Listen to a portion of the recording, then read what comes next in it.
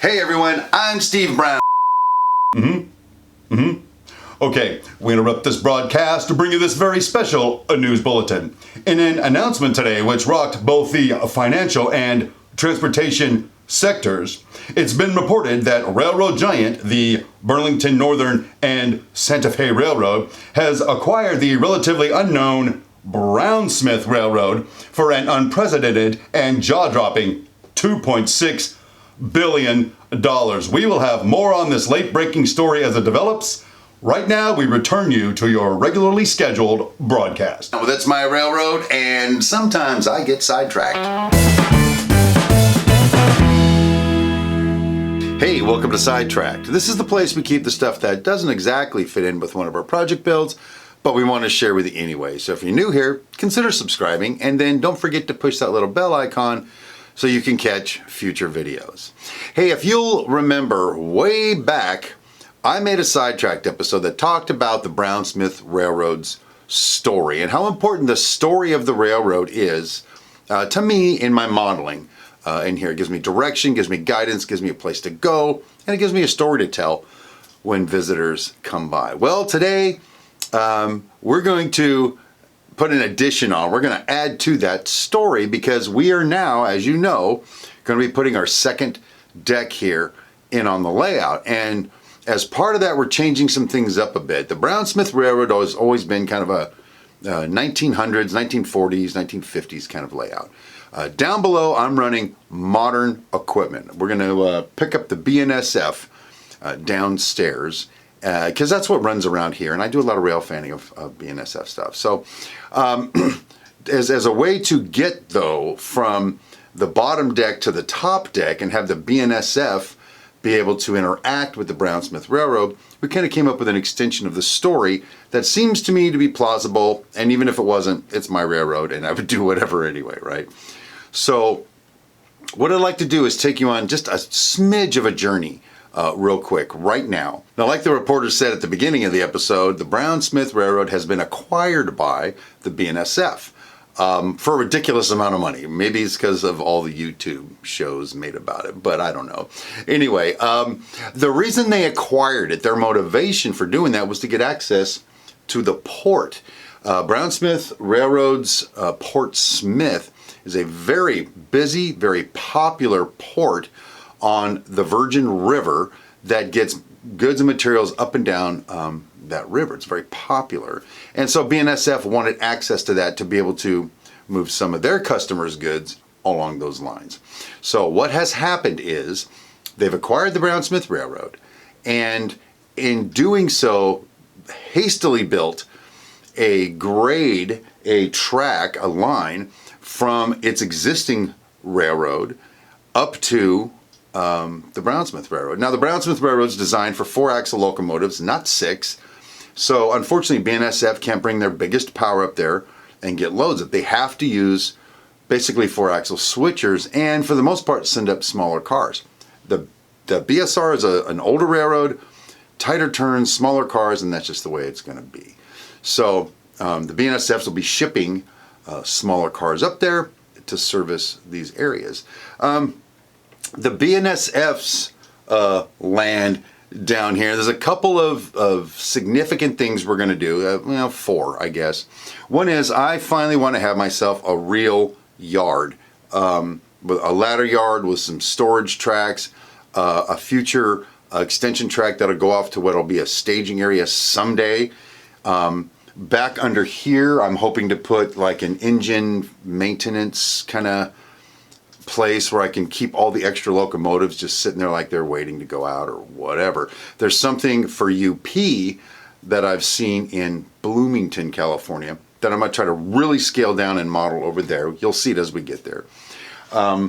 The new yard will feed stack trains from, probably it's going to be the Long Beach Harbor, which is a real place, up through and around through this yard up to Barstow, California, another real place that the BNSF goes to. So we're going to try to get a little bit more prototype modeling in addition to sort of our freelance stuff, because up here in the place between my ladder yard and the steep grade we're going to have in the back, I'm going to put in some industry like manufacturing or something like that, where they can ship their finished goods to the port and receive raw materials from the port, and maybe even distribute some of those goods to Switch Junction and Brownsville. We'll see how that plays out. And then finally, way over on that whole side, I have had this dream of just sort of building a real town that's got lots of buildings, lots of people walking around, cars and stuff. It's not, none of it really rail served, but the community itself being rail served, maybe with a single or double line depot spur or something like that. So that's the addition to the story. You'll be seeing more of that when we kick this series off this coming Thursday on It's My Railroad. But one of the other things I want to do to sort of talk about today, because it'll take a little bit of time, and then we don't have to deal with it on Thursday, is how exactly are we going to be jumping off of the top deck to the bottom deck? Because we've got some challenges there to overcome, and let me show you what those are. You can see I've got all this existing framework right here that we have to sort of deal with, because we're going to have a helix built down under here, a small one, maybe one lap, maybe two, and then there's a turnaround loop and another turnaround loop below that. So that's got to be incorporated around through all this existing stuff. But one of the real things that we're going to be doing here that's going to be kind of fun and kind of challenging is right back in here, I'm thinking is going to be the place that we actually jump off of the top deck and go to the bottom deck. And to do that, I'm thinking, first of all, we're going to have to get some things out of the way. These tracks are going to go bye-bye, and I'm going to show you why in just a second. First thing we need to do is the old depot here, the service facility for the Shea, it's got to go somewhere else. And if you guys have been watching, you know we moved this up to the logging camp, and I'll just put that up there now. Another thing is the 2-truck Shea lives down here, and these tracks are going to have to go bye-bye. So I'm not exactly certain what we're going to do with this. I have this sort of desire to put it down on the BNSF side, maybe as a really old engine servicing facility, because I really like this and I want to keep it. So we'll find something we're going to do with that. And then of course our little buddy, the 2-truck Shea here, my favorite locomotive of all time. He is now being relegated up to living in the logging camp. So this is what you see now. The sort of the naked, look at all that track, nothing on it but track, kind of boring. But I intend to take, right here, there's rail joiners for the turnout, and take this piece of track out and replace it with a little tiny piece of Atlas track that I'll put right there, and then a curved turnout. Now interestingly enough, and I didn't plan it this way, if I put this turnout right on top of these tracks and line it up, it makes the existing radius perfectly. It's amazing. I don't even know how that's possible on a regular guy model railroad, but it is. So this whole piece of track comes out, this turnout goes in, we put a little piece of track there, and then this track will be extended and come out along here, and after it gets out enough of a distance where we don't stress the turnout, maybe 6 inches, it starts heading down, and it'll channel through here, come off the layout, and head out and around and down this way, and I'll show you the other side when we get there. But that means all of this has got to come out. Now part of the objective here is to make sure that we don't do anything too invasive up here at Switch Junction. I like Switch Junction. I like the coal mine. I like all the stuff up here. I don't want to rip it all out and start over. That was the logging camp, and I think we're done with that sort of thing. So what we'll end up doing then is just taking these tracks out, unfortunately, because they're going to be in the way. Probably get rid of that turnout, and this track will now extend straight over to this turnout. And that turnout gives me problems anyway, so I don't mind losing it. And this one will come out, and I think this whole 1/2-inch piece of styrofoam here, some kind of way, we're going to bring it down to a grade, and then this will come down and meet it maybe. So it'll be an elevation change right here.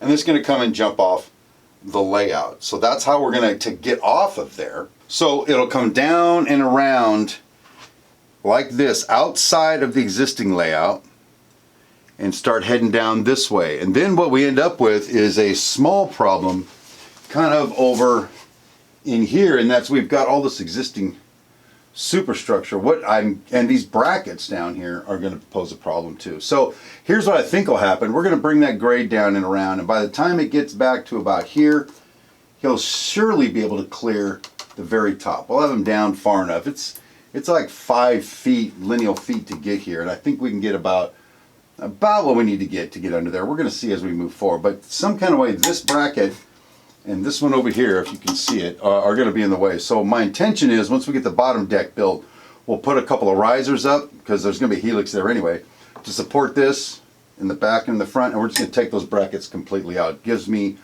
plenty of room. Obviously, we're going to have to clean up this mess. I'm probably going to go through and pull a whole new bus from one end to this end, drop it down and over, and move all the power stuff over here somewhere to turn the power on, turn the lights on, etc., etc. Have the digital stuff over here and everything else. So that's part of the challenge that we've got in getting under there. You guys will get to see how I do it, and we're going to just do it the regular guy kind of way. So anyway, just to kind of make it short and sweet, that's the plan. That's the direction we're going to go. And you know, as always, the way I do it's the way I do it. I'll try to tell you other ways of doing it, but man, I'm just a regular guy, and I just build it like a regular guy would. I'm going to screw some stuff up. Some stuff hopefully will look awesome. Come the end of the day, what I'm really trying to get to, though, is in this setup I will have the ability to turn 3 trains loose and just let them run for hours. I'll be able to do switching operations in and out of that, which will make it a challenge, because you got to wait for a train to go by before you pull out on the main line. It's going to be a lot of fun, I think. So you can look forward to the groundbreaking ceremony this coming Thursday on It's My Railroad. So anyway, you know, these are the kind of things we do here on Sidetrack, It's My Railroad, and our new talk show, Track Smack. Just regular people building model railroads. So if that's something you're into, again, why don't you go ahead and subscribe, and then make sure you like and share this video with somebody. And don't forget to connect with us on Facebook, Instagram, and until next time, my name is Steve Brown. Rail on, my friends.